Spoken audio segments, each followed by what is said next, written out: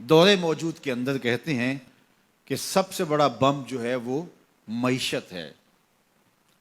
کسی قوم کی اگر معیشت کمزور ہو گئی، اقتصادی حالت پتلی ہو گئی، آج کے گلوبل ورلڈ میں اس کی کوئی عزت اور کوئی توقیر نہیں رہتی۔ میں کہتا ہوں یہ ضابطہ آج سے نہیں ہے، یہ جاہلی نظم جو موجودہ مہذب دنیا کے اندر یہ جو جاہلی قانون اور ضابطہ ہے، یہ جاہلیت کے زمانے سے لے کے آج تک ہمیشہ کار فرما رہا ہے کہ جس کے پاس چار ٹگے ہوتے ہیں اس کی بات بھی غور سے سنی جاتی ہے، اور جس کے پاس دولت نہیں ہوتی اس کی سمجھداری پر مشتمل باتوں کو بھی حفوات کہہ کے رد کر دیا جاتا ہے۔ اور اگر آپ کے گھر میں دانے ہیں تو آپ کے کملے بھی سیانے ہیں، اور اگر آپ کے پاس کچھ نہیں ہے اور آپ فصاحت و بلاغت کے امام ہیں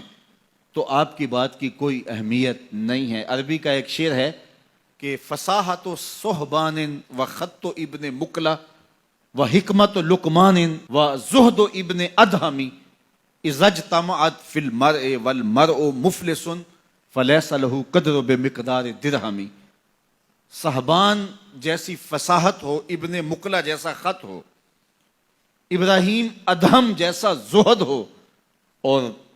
لقمان جیسی حکمت ہو، اور یہ ساری چیزیں ایک وجود میں جمع کر دی جائیں،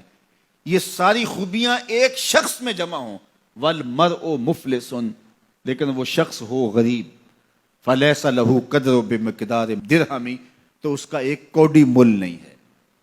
یہ دنیا کا ضابطہ ہے، یہ دنیا کا جھوٹا نظم ہے،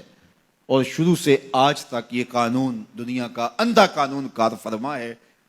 تو اگر آپ کے پاس دولت نہیں ہے، آپ کی معیشت مضبوط نہیں ہے، آپ اقتصادی حالت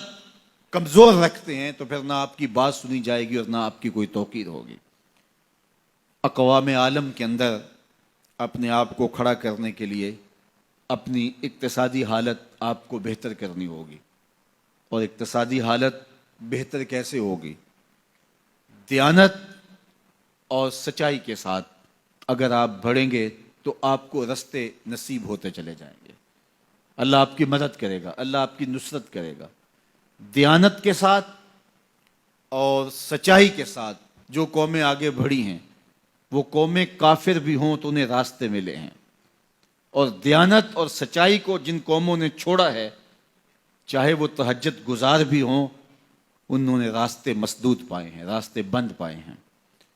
اس لیے یہ اللہ کا ضابطہ ہے، اللہ کا قانون ہے کہ اللہ جل شانہ اپنے طے شدہ اصولوں سے انحراف نہیں کرتا۔ تو اگر ہم چاہتے ہیں کہ ہم آگے بڑھیں تو ہم سب کو دیانت کے ساتھ، سچائی کے ساتھ آگے بڑھنا ہوگا۔ جن قوموں کے اندر خیانت آ جاتی ہے، وہ خیانت کسی بھی رنگ اور کسی بھی روپ میں ہو، وہ قومیں کبھی بھی آگے نہیں بڑھ سکتی، وہ قومیں پیچھے رہ جاتی ہیں۔ اور جو قومیں سچ کی بجائے جھوٹ کو فن سمجھ لیتی ہیں اور وتیرہ بنا لیتی ہیں، وہ قومیں بھی برباد ہو جاتی ہیں اور اپنی عزت کھو دیتی ہیں۔ آج دنیا کے اندر اگر ہم نے عزت کو حاصل کرنا ہے تو ہمیں دیانت اور سچ کو تھامنا پڑے گا۔ میں یہاں بیٹھ کے یہ بات کر رہا ہوں، میری بات آپ تک اور سوشل میڈیا کے ذریعے کچھ لوگوں تک تو پہنچ سکتی ہے، لیکن میں اس کے باوجود یہ بات اس لیے کر رہا ہوں، کم از کم جو میرے حصے کا کام ہے اس سے تو میں عہدہ برا ہو سکوں، اور آپ بھی اپنے حصے کے کام سے کبھی بھی غافل نہ ہوں۔ آج ایک مزدور جو 8 گھنٹے کام کرتا ہے، اس کے سر پہ مالک کھڑا نہ ہو تو وہ خیانت کرے، تو اسے سوچنا چاہیے کہ اس نے اللہ کو جواب دینا ہے، اور اس کی کمائی میں کبھی بھی برکت نہیں ہو سکتی۔ تو جو جہاں کھڑا ہے، چاہے وہ مزدور ہے، چاہے وہ سرمایہ دار ہے، تو اس کو خیانت